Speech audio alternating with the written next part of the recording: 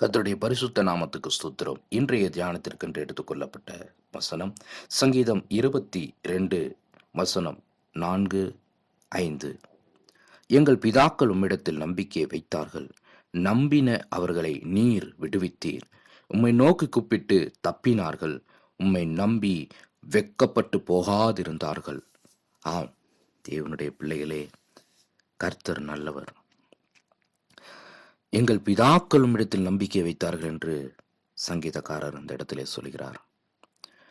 ஏன்னா, ஆபிரகாம் காலம் முதல் யோசேப்பு காலம் வரை யாருக்கும் அடிமைப்படாதிருந்தார்கள், சுதந்திரமாக வாழ்ந்தார்கள்.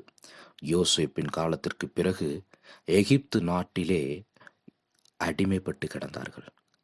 இந்த அடிமைத்தனம் என்பது எல்லோருக்கும் தெரியும், வாய் திறக்க முடியாது. அடிமைத்தனம் என்பது எல்லோருக்கும் தெரியும், அவர்களால் பேச முடியாது. ஒவ்வொரு நாளும் வேலை பளு அதிகமாக இருக்கும், பிரச்சனைகள் அதிகமாக இருக்கும். ஆனால் இந்த சூழ்நிலையிலே தேவன் மீது நம்பிக்கை வைத்திருந்தார்கள் இந்த இஸ்ரவேல் ஜனங்கள். ஆம், எங்கள் பிதாக்களும் இடத்திலே நம்பிக்கை வைத்தார்கள், நம்பின அவர்களை நீர் விடுவித்தீர். உம்மை நோக்கி கூப்பிட்டு தப்பினார்கள், உம்மை நம்பி வெட்கப்பட்டு போகாதிருந்தார்கள். ஆம், தேவ பிள்ளைகளே, இந்த இஸ்ரவேல் ஜனங்கள் தேவனை நோக்கி அபயமிடுகிறார்கள், கூப்பிடுகிறார்கள், கூக்குரலிடுகிறார்கள். தேவன் இறங்கி வந்து இந்த இஸ்ரவேல் ஜனங்களை விடுவிக்கிறார், அவர்களை தப்புவிக்கிறார், அவர்களை வெட்கப்பட போகாமல் செய்கிறார். ஆம், அவர்களை விடுவித்த தேவன் நம்மை ஒரு நாள் விடுவிப்பார். இந்த வார்த்தை எனக்கு மிகவும் பிரயோஜனமாக இருக்கிறது. ஜெபத்தில் இந்த வசனத்தை சொல்லி ஜெபியுங்கள். நீங்களும் எந்த பிரச்சனையா இருந்தாலும் அதிலிருந்து விடுவிக்க தேவன் வல்லவராயிருக்கிறார் என்று நம்புங்கள். எஸ், ஜெபிப்போமா? நல்ல தகப்பனே, இந்த வார்த்தையில் வல்லமை உடைய பிள்ளைகளுக்குள்ளே இறங்குவதாக ஆண்டவரே.